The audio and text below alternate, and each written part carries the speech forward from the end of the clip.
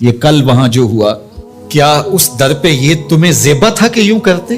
وہاں اپنی سانسوں کے شور کو بھی کنٹرول میں رکھو.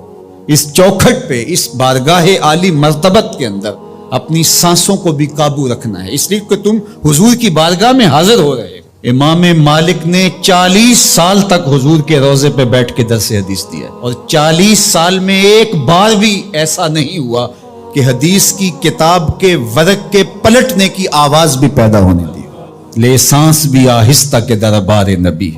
حرم کی زمین اور قدم رکھ کے چلنا، حرم کی زمین اور قدم رکھ کے چلنا.